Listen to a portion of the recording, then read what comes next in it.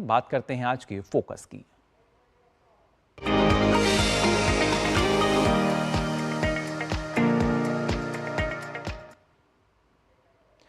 पिछले वित्त वर्ष के दौरान निर्यात के लिहाज से भारत को कई नए बाजारों में कदम रखने का मौका मिला। तो सरकार की तरफ से घरेलू विनिर्माण को बढ़ावा देने के लिए शुरू की गई पीएलआई योजनाओं का असर भी अब नजर आने लगा है।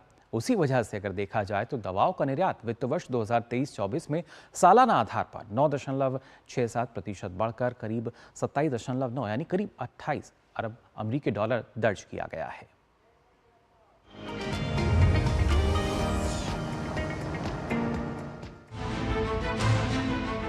विश्व में सबसे तेजी से उभर रही भारतीय अर्थव्यवस्था लगातार मजबूत होती जा रही है, जिसमें नीतियां तो कारगर रही ही हैं, साथ ही बढ़ता निर्यात भी महत्वपूर्ण भूमिका निभा रहा है। खासतौर से दवाओं के निर्यात की बात करें तो ये वित्त वर्ष 2023-24 में सालाना आधार पर 9.67% बढ़कर 27.9 अरब अमेरिकी डॉलर हो गया।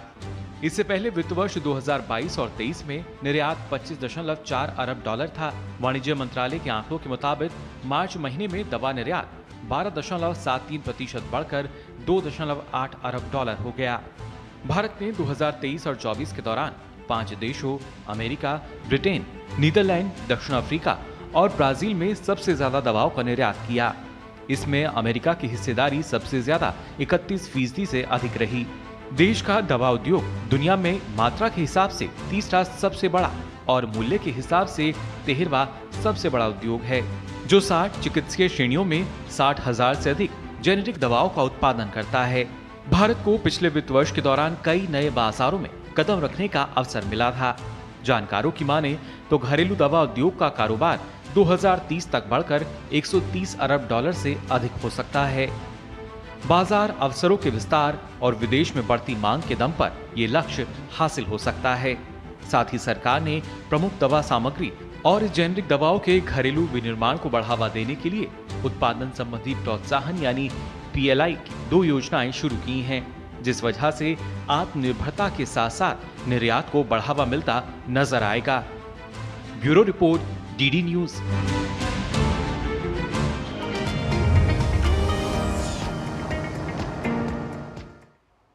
तो देखा आपने किस तरीके से जब हम दवाओं के निर्यात की बात करते हैं तो ये भी एक ऐसा क्षेत्र जहां पे लगातार इजाफा होता हुआ हमें नजर आया है।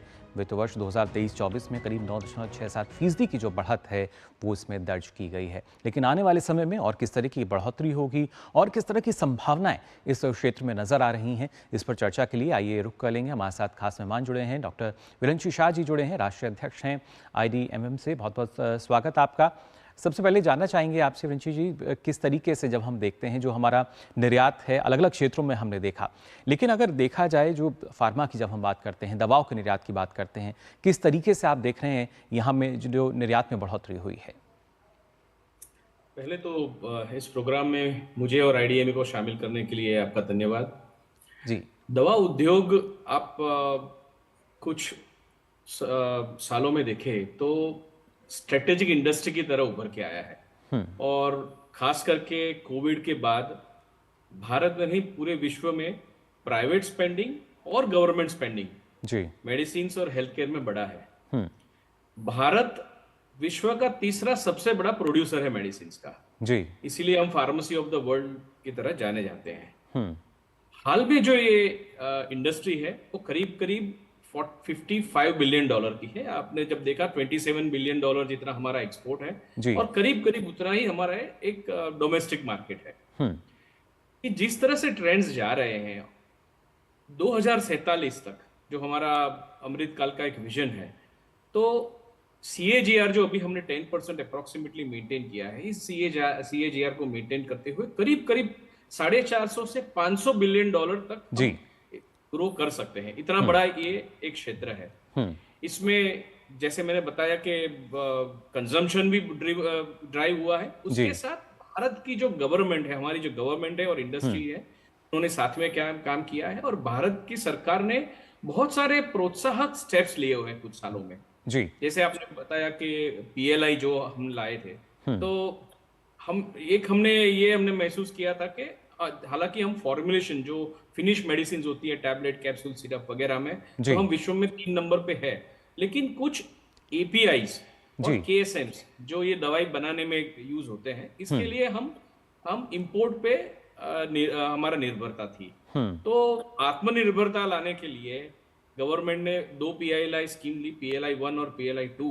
जी और ये इसके अंतर्गत काफी इंडस्ट्रीज यहाँ ऑलरेडी काम करने लगी है। अभी करीब करीब 30 साल के बाद फर्स्ट टाइम पेनिसिलिन जी का आपने जी न्यूज पढ़ा होगा कि जो बेसिक ड्रग है बहुत, वो इंडिया में बननी फिर से जी शुरू हुई। डॉक्टर शाह, अगर देखा जाए तो कहीं ना कहीं नीतियां के चलते जो निर्यात है उसमें इजाफा हम मान सकते हैं, क्योंकि आत्मनिर्भरता भी आई है। पहले जैसे आपने कहा कि इंपोर्ट की एक कंडीशन होती थी, लेकिन आज के समय में हम निर्यात कर रहे हैं, तो आत्मनिर्भरता भी हमारे देश में देखी जा रही है और आत्मनिर्भरता के साथ जो निर्यात है वो बढ़ रहा है।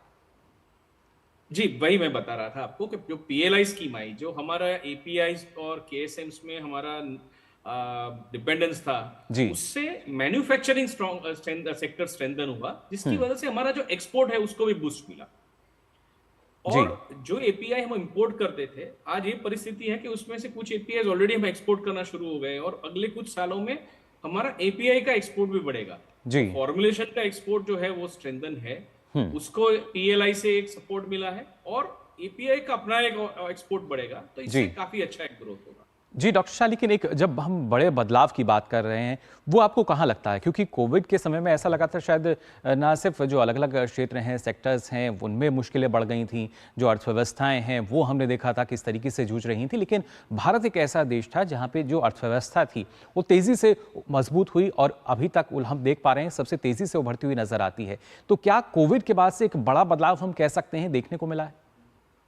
जी जरूर, कोविड के बाद बड़ा बदलाव मिला है, लेकिन मैं हमारा जो लीडरशिप है उसको भी बहुत बड़ा श्रेय देता हूं। मैं एक छोटा सा उदाहरण आपको दूंगा जी कि हम पिछले 30 साल से दुनिया में जेनरिक मेडिसिन यानी जो ऑफ पेटेंटेड मेडिसिन में, उसमें हम वर्ल्ड में नंबर 3 आ गए हैं इन जी टर्म्स ऑफ वॉल्यूम।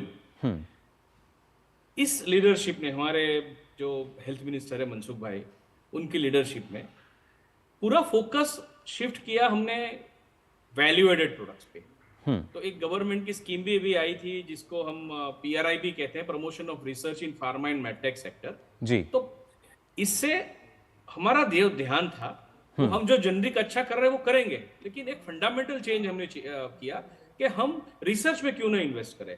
जी ऐसा क्यों ना हो कि अगले 20-25 साल में दुनिया में जो 10-15 नई मेडिसिन आ रही है, उसमें से 2 या 3 या 5 मेडिसिन इंडिया की रिसर्च की हुई मेडिसिन जी है। तो ये एक फंडामेंटल चेंज आया पीआरआईपी से।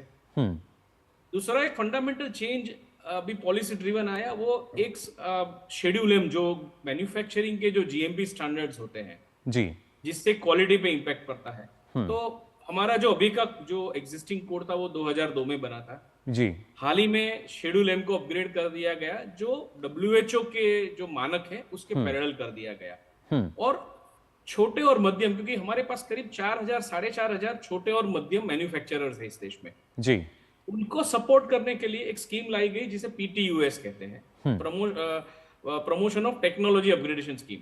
जी टेक्नोलॉजी अपग्रेडेशन के लिए हर एक जो 4,500 हमारे जो यूनिट्स हैं, उनको एक फाइनेंशियल सपोर्ट दिया पीटीयूएस से, ताकि ये लोग क्वालिटी के लिए ज्यादा इन्वेस्ट कर सके। जी तो एक हम निर्यात को सपोर्ट कर रहे हैं, एक आत्मनिर्भरता को सपोर्ट कर रहे हैं, एक हम इनोवेशन को सपोर्ट कर रहे हैं, और हमारी क्वालिटी स्टैंडर्ड्स को अपग्रेड कर रहे हैं। तो ये चारों स्टेप से इस सेक्टर में काफी ग्रोथ देखा है। बिल्कुल, और खासतौर से जब हम इनोवेशन की बात करते हैं या जब रिसर्च की बात हम कर रहे हैं, जैसा आपने बताया कि इस पर एक तरीके का फोकस जो है वो देखने को मिला है पिछले कुछ वर्षों में, और उसी का नतीजा हम मान सकते हैं, क्योंकि जब हम एक्सपोर्ट निर्यात को जब हम देख रहे हैं तो अमेरिका में करीब हमारा जो कुल निर्यात है उसका 31% जो निर्यात है हमने अमेरिका को किया है।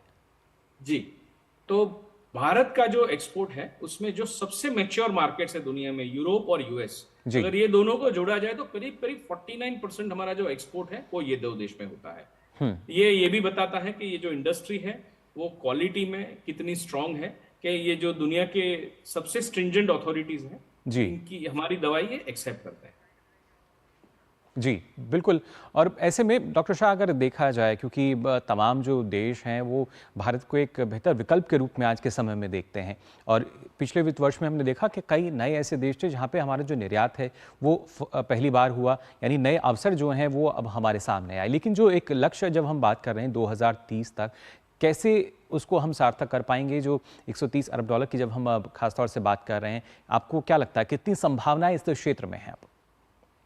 संभावना मैंने बताया इसलिए है कि यहाँ दो परिबल काम कर रहे हैं। एक तो पोस्ट कोविड, और आपको मैं और एक बात बताना चाहता हूँ। कोविड में जब पूरी दुनिया का सप्लाई चेन डिस्टर्ब हो गया था, कोई मूवमेंट नहीं हो रही थी गुड्स की, कुछ मैन्युफैक्चरिंग हो पा रहा था, ऐसे खराब समय में भी भारत ने पूरे विश्व को मेडिसिन और वैक्सीन का निरंतर सप्लाई किया है। हमने ऐसा नहीं कहा कि हम भारत के पॉपुलेशन को ही प्रोटेक्ट करेंगे, हमने मेडिसिन और वैक्सीन खास करके दोनों में पूरे विश्व को सप्लाई किया है। तो हम एक रिलायबल सप्लायर की तरह उभर कर आए हैं एक्सपोर्ट फ्रंट पे।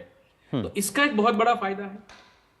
इसके अलावा जैसे आपने बताया कि दुनिया भी कुछ देशों के सामने भारत को प्रायोरिटी दे रही है कि भाई ये एक डेमोक्रेटिक और स्ट्रॉन्ग कंट्री है, यहाँ पर सप्लाई चेन ट्रांसफर किया जाए, उसका भी हमें एक फायदा हो रहा है। और हमारी जो बेसिक्स है, क्वालिटी और अफोर्डेबिलिटी, वो तो है। तो ये सारे परिबलों को हम एक साथ देखें तो डेफिनेटली हम जो 130 बिलियन डॉलर का जो हमारा एक टारगेट है 2030 तक, वो हम कर पाएंगे। और 2047 में जो 450 से 500 बिलियन डॉलर का टारगेट, वो भी डेफिनेटली हम रीच कर पाएंगे। जी, और इसके साथ साथ डॉक्टर शाह अगर देखा जाए, क्योंकि ना सिर्फ उत्पादन जो है उसमें जब हम लक्ष्य हासिल करने की बात कर रहे हैं, तो इसके जरिए इस क्षेत्र में जो रोजगार की संभावनाएं हैं वो किस तरीके से आप देखते हैं? हाल में अभी एक मैं गुजरात से हूं, तो जस्ट मैंने गुजरात में ही एक न्यूज की हमने पढ़ा था कि हर साल लास्ट 3 साल में करीब 450 से 500 नए यूनिट्स के लाइसेंसेस दी गए हैं। तो आप समझिए कि हर साल अप्रोक्सीमेटली 7 से 8% यूनिट, 10% तक नए यूनिट्स बन रहे हैं। और जो नए यूनिट्स बन रहे हैं वो सारे वर्ल्ड क्लास बन रहे हैं। तो इनमें फार्मासिस्ट की, एनालिस्ट की, रिसर्चर की, सारों जो टेक्निकल लोग हैं, इनकी एक रिक्वायरमेंट रहती है। और इसीलिए आईडीए जो इंडस्ट्री है, गवर्नमेंट है, हम एकेडमिक इंस्टीट्यूट्स के साथ भी बहुत क्लोजली काम करते हैं, नाइपर्स में के साथ हम काम करते हैं। और हमने विश्व में आगे आना है, तो अगले 10-15 साल में विश्व की सबसे जो 10 अच्छी फार्मेसी इंस्टीट्यूट, उसमें से 2 या 3 भारत की हो, वो भी हम एक प्रयत्न कर रहे हैं एकेडमिक्स के साथ बनके। तो अच्छे फार्मासिस्ट बने, अच्छे एनालिस्ट बने, अच्छे रिसर्चर बने और इंडस्ट्री के साथ जुड़े, इससे सबका विकास हो। जी, कहीं ना कहीं डॉक्टर शाह अगर देखा जाए, क्योंकि घरेलू बाजार में किस तरीके से उत्पादन बढ़ा है, रोजगार का भी आपने बताया किस तरीके से उसमें इजाफा हुआ है, लेकिन अब की जो नीति है, क्या माना जा सकता है कि जो वैश्विक बाजार है उसके अनुरूप, उसके अनुकूल कहीं ना कहीं रखकर हम आगे बढ़ रहे हैं, जिससे विश्व स्तर पर और भी ज़्यादा बेहतर स्थिति जो है वो हमारे जो खासतौर से फार्मा सेक्टर है इसकी नज़र आ सके?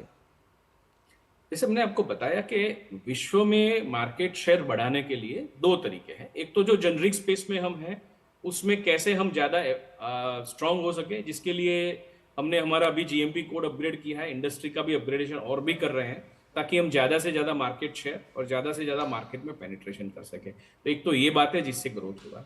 दूसरा जो एक बड़ा एरिया है जो हम अभी तक मिस कर रहे थे, वो रिसर्च का था। तो हमने हाल ही में काफी इनिशिएटिव गवर्नमेंट ने भी लिए हैं और इंडस्ट्री में भी साथ में काम किया है। तो हम अगर हमारा फोकस एडिशनली रिसर्च पे रखेंगे, वैल्यू एडेड प्रोडक्ट्स पे रखेंगे, तो अगले कुछ सालों में हमारी स्ट्रेंथ इसमें डेवलप होगी। और इससे जो एक बड़ा मार्केट है जो रिसर्च ड्रिवन मेडिसिन का है, वो भी हमारे हाथ में आएगा। तो हमारा ये डबल ग्रोथ होगा। जी, तो ये हम कह सकते हैं कि जो गति है वो और बढ़ती हुई नजर आएगी, और खासतौर से जो फार्मा सेक्टर है और भी ज़्यादा उसका निर्यात की बात की जाए, उत्पादन की बात की जाए, उसमें इजाफा होता हुआ हम देखेंगे। फिलहाल बहुत बहुत शुक्रिया हमारे साथ जुड़ने के लिए डॉक्टर शाह आपका। तो बता रहे थे कि किस तरीके से देखिए कोशिशें लगातार की गई हैं, और सरकार की नीतियां की बात की जाए या खासतौर से जो अलग अलग आंकड़े हैं उनके अनुसार तमाम संभावनाएं जो हैं, अवसर जो हैं इस क्षेत्र में नजर आते हैं। अब आइए आगे बढ़ते हैं इकोनॉमी टुडे में, और बात खासतौर से अगर की जाए चित्रकूट धाम की, तो यहाँ आप बता दें स्फटिक शिला के पास एक ऐसे स्टार्टअप से मिलने का